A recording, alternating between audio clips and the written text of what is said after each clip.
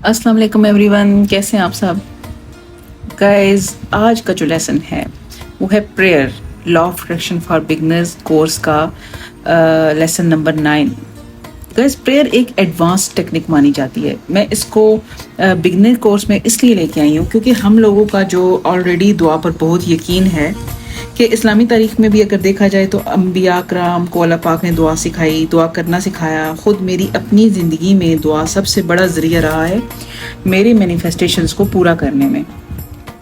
तो आज का हमारा जो वीडियो है वो बहुत ही दिलचस्प होने जा रहा है क्योंकि इसमें मैं आपको बताने जा रही हूँ कि किस तरह से दुआ असर करती है आपकी ज़िंदगी पर, आपके मैनिफेस्टेशंस पर। मेरी अपनी ज़िंदगी में कहाँ कहाँ कैसे कैसे प्रेयर ने काम किया मैजिकली। असल में दुआ मांगने का तरीका क्या है, नेविल गोदार्ड का इसके बारे में क्या कहना है। तो गाइस, इससे पहले की बात को आगे बढ़ाऊँ, अगर आप नए हैं तो काइंडली चैनल को सब्सक्राइब कर लीजिए, इसको शेयर कीजिए। ज़्यादा से ज़्यादा अच्छी बात बताना सदका है। जितनी जल्दी दूसरों तक पहुँचे एक अच्छी चीज़, अच्छी बात, अच्छा पैगाम, इतना ही आपको भी सवाब मिलेगा। इसके अलावा इंस्टा का लिंक शेयर कर रही हूँ। जो लोग मुझसे कनेक्ट होना चाहते हैं, मुझसे कोई हेल्प चाहते हों, तो ये आपके लिए फ्री ऑफ कॉस्ट है। और वीडियो शुरू करते हैं। तो गाइस, दुआ जो है वो एक इसको टेक्निक कहते हैं ना, तो एक छोटी सी बात है।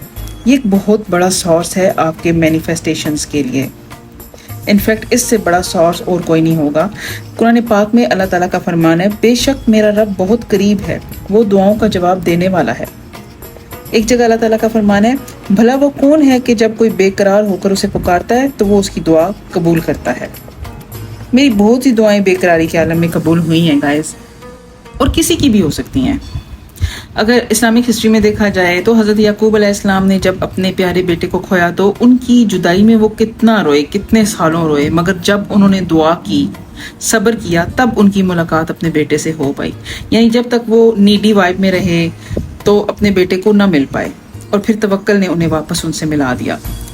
तो दुआ के लिए ज़रूरी है गाइस कि जब हम दुआ करें तो फिर हमें तसल्ली हो जाए, हम मुतमईन हो जाएं, सरेंडर कर दें, अल्लाह पर छोड़ दें। फिर अगर डाउट्स या फियर रखेंगे या बार बार इसके बारे में, अपनी विश के बारे में सोचेंगे, तो इतना ही कबूलियत में डिले होता है। क्योंकि हमारा सबकॉन्शियस माइंड गाइस, ये इसी ने रियलाइज़ करवाना है हमें कि हमारी डिज़ायर जो है वो मतलब हमारी कॉन्शियसनेस में आ सकती है या नहीं। जब हमें इसके पूरा होने का यकीन हो जाएगा, फेथ हो जाएगा, तभी हमारी कॉन्शियसनेस में आएगी। वरना अल्लाह ताला को क्या ज़रूरत है दुआ सिखाने की, वो तो ख़ुद दिलों के हाल जानता है। मगर दुआ इसीलिए ज़रूरी है कि हमारा अपना सिस्टम, हमारा सबकॉन्शियस माइंड इसको रियलाइज़ करवाएगा। यही निज़ाम कुदरत है गाइस। मैं अपनी आपको एग्जांपल देती हूँ कि मुझे 2015 से पहले की ये बात है। मुझे हांगकांग आना था, तो मेरे अपने जो क्रिएट किए हुए फियर और डाउट्स थे। हालांकि मैं इससे पहले भी विज़िट पे एक दफ़ा आ चुकी थी, लेकिन मुझे परमानेंट अप्लाई करना था वीज़ा, परमानेंट रेजिडेंट होने के लिए। तो मेरे अपने जो फियर और डाउट्स थे, इन्होंने मेरे वीज़े को कितना टाइम ब्लॉक रखा। हालांकि वैसे इसकी मुद्दत 6 से 8 माह होती है, उसमें ये लग जाता है। मगर हालात कुछ इस तरह से आ रहे थे कि मेरे अपने डाउट और फियर्स की वजह से और मेरी नीडी वाइब की वजह से मुझे हर चीज़ ब्लॉक नज़र आती थी। मतलब इस तरह की सिचुएशंस बन जाती थी कि डिले हो जाता था। फिर मैंने दुआ को अपनाया, दुआ करती और फिर लेट गो को इख्तियार किया, डिटैच हो गई खुद ब खुद, और ये करने के 6 माह के अंदर मेरा वीज़ा लग गया। ऐसे गाइस, जब मैं यहाँ पे हांगकांग में आई और मेरे हस्बैंड जो थे वो एक बड़े जुर्म की पादाश में जेल चले गए। बाहर आने के चांसेस नहीं थे, वो जुर्म उन्होंने नहीं किया था, मगर सिचुएशन इस तरह से थी कि इसमें इनका पूरी तरह से नाम इस्तेमाल हो रहा था। मैं हांगकांग में नहीं थी इस वक्त और अकेली भी थी। वकील या दूसरे लोग मायूस नज़र आते थे, तो मैं भी बहुत परेशान रहती थी। ज़्यादातर मेरा वक्त रोने में गुजरता था, बहुत ज़्यादा खौफज़दा रहती थी। मैंने बहुत सारी इसके बाद तस्बीहात को लेकर वज़ाइफ करना शुरू किए, तो आहिस्ता आहिस्ता मेरे दिल को सुकून आने लगा। बहुत दुआएं की, डीपली दुआएं की, मगर क्योंकि मैं नीडी वाइब में थी, लैक की वाइब में रहती थी, मैं इंतज़ार में रहती थी कि ये कब होगा, हो रहा क्यों नहीं, तो चीज़ें डिले होती हुई नज़र आ रही थी। और गाइस, जब मैं डिटैच हुई और साथ ही जो मेरी सारी दुआएं जो रुकी हुई थी, जो मैंने खुद रोकी हुई थी अपने डाउट्स और फियर के ब्लॉक्स लगा के, वो इस तरह से एकदम से कबूल हुई कि जिस बंदे की ज़मानत भी रिजेक्ट हो गई थी उसी बंदे को 1 माह बाद, जमानत रिजेक्ट होने के 1 माह बाद छुट्टी वाले दिन स्पेशल कोर्ट ने बाइज्जत बरी कर दिया। जमानत रिजेक्ट हुई तो मेरे अंदर मतलब वो वेट ख़त्म हो गया कि वो बाहर आ रहे हैं मेरे हस्बैंड, या मेरी वो जो वाइब थी इस तरह की कि नीडी वाइब थी या इंतज़ार वाली वाइब थी, वो ख़त्म हो गई कि मुझे लगा कि अब ये कोई नहीं हो रहा तो छोड़ो, मतलब मुझे कुछ और करना चाहिए, कुछ और काम करने चाहिए, कुछ आगे का लाइफ का सोचना चाहिए कि क्या करूँ। तो ये काम करने की देर थी गाइस। जैसे ही मैं डिटैच हुई, यानी कि विश तो मेरी अपनी जगह पे थी कि वो बाहर आ जाए, लेकिन जैसे ही मैं डिटैच हुई, जैसे ही मैंने इसके बारे में ज़्यादा सोचना छोड़ा और लेट गो करके तो अपने मतलब काम की तरफ तवज्जो दी कि मुझे कुछ करना चाहिए अपनी आगे की ज़िंदगी के लिए या कुछ, कि मतलब ज़ाहिरी बात है कि जब ज़मानत रिजेक्ट हो गई इसका ये मतलब था कि अभी ये ऐसा कुछ नहीं हो रहा है। तो वो इंतज़ार वाली वाइब जैसे ही ख़त्म होती गई गाइस, और साथ में चीज़ें एकदम से रियलाइज़ होना शुरू हुई और ब्लॉक्स हट गए और मेरा मैनिफेस्टेशन जो था वो किस तरह से पूरा हुआ अचानक।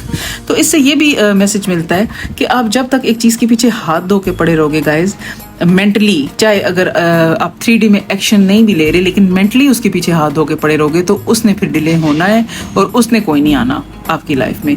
हाँ, जब विश तो आपकी अपनी जगह पर है, लेकिन आप उसको इतनी ज़्यादा इम्पोर्टेंस नहीं दे रहे हो, आप और कुछ कर रहे हो, आपकी तवज्जो अटेंशन और चीज़ों की तरफ है और फोकस वहाँ से हट गया कि हो रहा क्यों नहीं, वो चीज़ हो जाएगी। और भी काफ़ी सारी मिसालें हैं गाइस, लेकिन वीडियो लंबी हो जाएगी। देखते हैं नेविल गोदार्ड क्या कहते हैं प्रेयर के बारे में। इसके बाद मैं आपको बताऊंगी दुआ कैसे की जाए, कैसे प्रैक्टिस कर सकते हैं हम इसके लिए। तो नेविल गोदार्ड क्या कहते हैं, whatsoever things you desire, when you pray, believe that you have received and you shall have them.